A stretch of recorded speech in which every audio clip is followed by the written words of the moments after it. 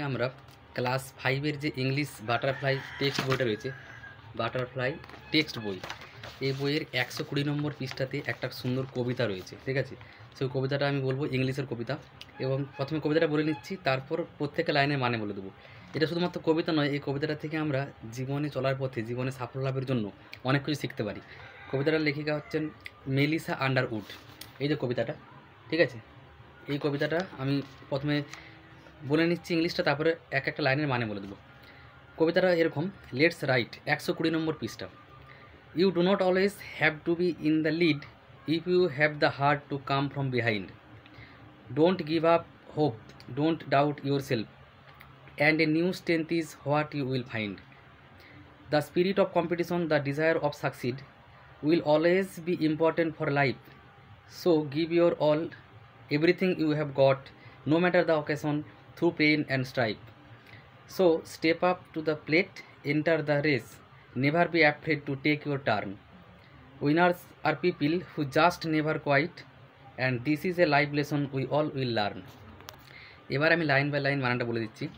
You do not always have to be in the lead বলছে তুমি কখনোই তুমি প্রতিনিধিত্ব করতে পারবে না, নেতৃত্ব দিতে পারবে না, যদি if you have the heart to come from behind, যদি তোমার পিছিয়ে পড়ার মানসিকতা থাকে। মানে তোমার মধ্যে যদি পিছিয়ে পড়ার মানসিকতা থাকে যে এটা আমি পারবো কি পারবো না, কোনো একটা পরীক্ষা হোক, পড়াশোনার ক্ষেত্রে হোক, যে কোনো ক্ষেত্রে হোক, তাহলে তুমি কিন্তু কখনোই নেতৃত্ব দিতে পারবে না সবসময়। Do not give up hope, তাই আশা ছেড়ো না। Do not give up hope, তাই আশা ছেড়ো না। Do not doubt your self, নিজের প্রতি সন্দেহ করো না, নিজেকে সন্দেহ করো না যে পারবো কি পারবো না, এরকম সন্দেহ করো না। And a new strength is what you will find, তাহলেই তুমি একটা নতুন শক্তি, নতুন ঊর্জা, নতুন শক্তি তুমি নিজের মধ্যে দেখতে পাবে। কখন? যদি তুমি আশা না ছেড়ে দাও এবং নিজের মধ্যে সন্দেহ না করো, তাহলে তুমি একটা নতুন শক্তি খুঁজে পাবে সেই কাজটা করার জন্য, সেটা যে কোনো কাজ হতে পারে। The spirit of competition, the desire to succeed, প্রতিযোগিতার মানসিকতা এবং দ্য ডিজায়ার টু সাকসিড মানে হচ্ছে সফলতার আকাঙ্ক্ষা, মানে আমাকে সফল হতেই হবে এরকম যে আকাঙ্ক্ষা। Will always be important for life, এই দুটো জিনিস সবসময় জীবনের জন্য গুরুত্বপূর্ণ। মানে দ্য স্পিরিট অফ কম্পিটিশন, প্রতিযোগিতার যে মানসিকতা, মানে প্রতিযোগিতায় নামতে হবে আমাকে, এই মানসিকতাটা রাখতে হবে। The desire to succeed, desire মানে ইচ্ছা, টু সাকসিড মানে সফল হওয়ার জন্য ইচ্ছা, এটা এই দুটো যদি থাকে তাহলে মানে এই দুটো জিনিস হচ্ছে জীবনের জন্য গুরুত্বপূর্ণ। Will always be important for life, এগুলি সর্বদাই জীবনের জন্য গুরুত্বপূর্ণ।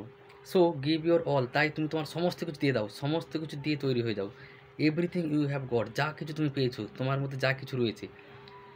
নো ম্যাটার দ্য অকেশন, যে কোনো ক্ষেত্রে হোক না, যে কোনো, through pain and strife, no matter the occasion, যে কোনো ক্ষেত্রেই হোক, থ্রু পেইন অ্যান্ড স্ট্রাইপ, যত যন্ত্রণা এবং যত সংগ্রামের মধ্য দিয়েই হোক, বা যত যন্ত্রণাই হোক, যত সংগ্রামই হোক সেই কাজটা করতে গিয়ে।